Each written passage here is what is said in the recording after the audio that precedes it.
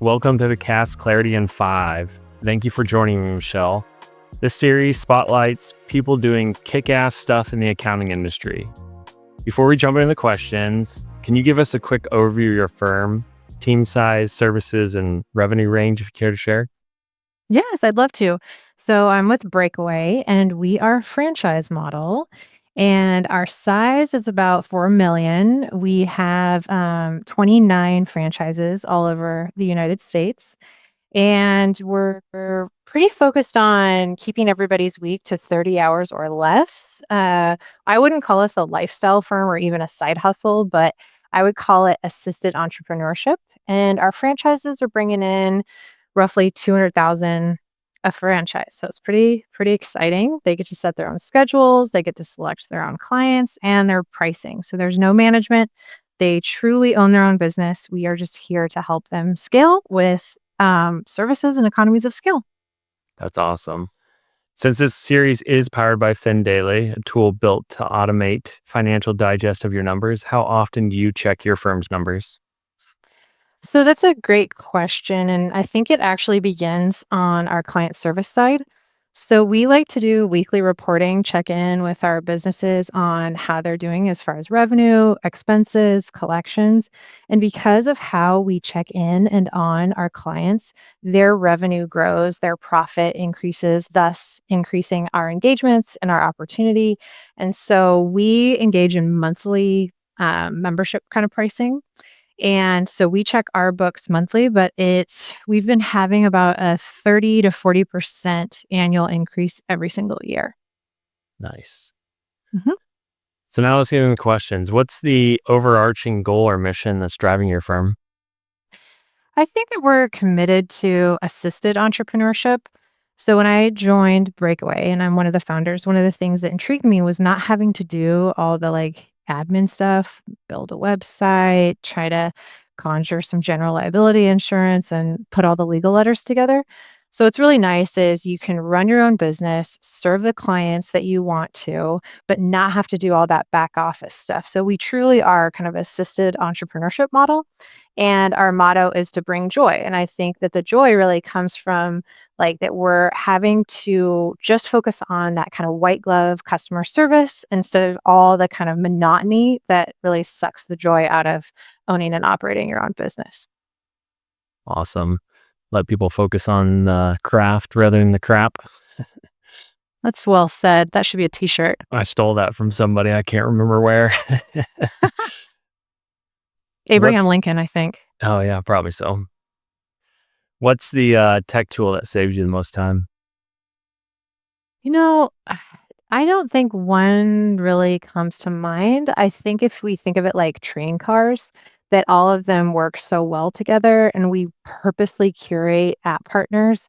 I think that's really the magic, and that we can navigate that atmosphere for our advisors, franchises, so that we can really offer them a buffet of apps that are top tier solutions to problems that various business industries have. So I wouldn't say there's necessarily one, but it's almost the combination of all those that's beautiful. Nice. That's a little unique. So do the franchise is get a pick, say like on a bill pay app? Are there Mhm. multiple applications they can pick from? Yes. Yes. So we offer 2 to 3 solutions for various issues, let's say bill pay. And then we negotiate those prices for the clients on behalf of the franchises. And we also offer a lot of feedback. I just got off an incredible call with Melio and talking about what would take them from good to great. And Yeah. so we support a lot of these apps on product innovation that really trickles down to our advisors' benefits their clients as well. That's a great model.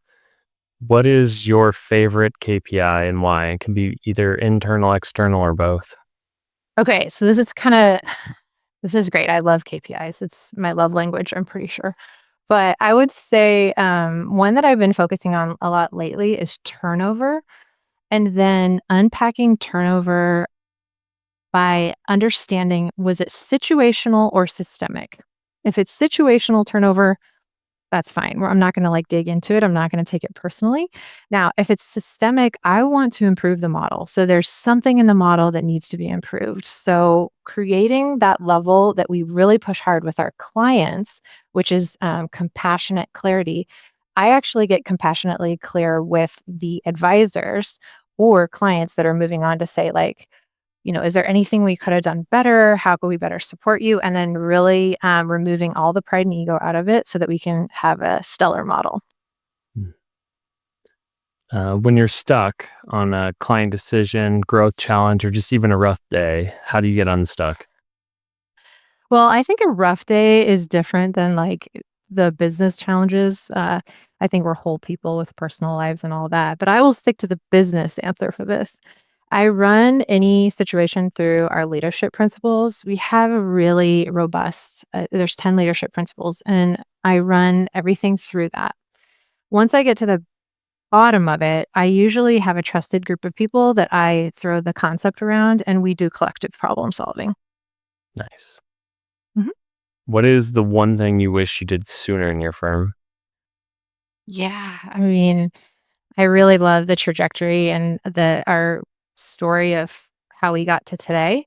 But I would say we really benefited from growing what we call the bench. Now, not bench, which is totally separate, but our internal bench. So we have an internal bench of bookkeepers and advisors that can support our franchises on an on-call basis. I think when we instituted that, it gave our advisors and their respective clients the ability to kind of take a collective breath to say, okay, we have the ability to scale from one advisor to almost replacing whole financial departments with this kind of growth of the bench.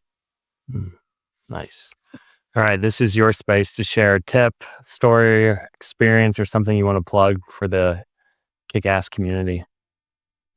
So let's see. That's a great question. There's so much going on. I think that it's good to know that we do have new franchise opportunities every quarter, and you join a kind of learning cohort. It's one time a week for 7 weeks, and then you become a full-fledged breakaway advisor. We are the only franchise in the nation that our franchise attorney has ever heard of that has no franchise startup fee, which is Mm, pretty cool. it's unique, yeah. And that's because of our commitment to our DE&I initiatives, which is like just removing any barriers to business ownership to anyone. So that's pretty cool. And I think that I'm really proud of the fact that Breakaway is completely debt free. So we are 100% revenue funded. We don't even have a credit card balance. Like we really do eat our own dog food, as they say. Like we live it. So we know how to grow businesses from the ground up. We know how hard it is and the courage it takes. And so one of the things we like to say is for owners, by owners, because I think it's really powerful when these small to medium sized business owners are talking to contractors or service providers that also run and operate their own businesses. As you know, it's such a more vulnerable relationship when Mhm. you're eye to eye. And I'm really proud of the weekly report template that we put together. And I'm looking forward to sharing that with you and your team. Awesome. Well, thanks for joining. Where's the best place for people to find out more information on Breakaway and also to follow you along your journey? Yeah, so I'm on LinkedIn. I've got that cool umlaut over the O, so it's pretty easy to find me. And breakawayba.com. Now, Breakaway BA unfortunately stands for bookkeeping and advising, even though I was trying to get them to say badass. So I still say it stands for breakawaybadass.com. I like it. I like it. Awesome. Thank you, Michelle. You're welcome.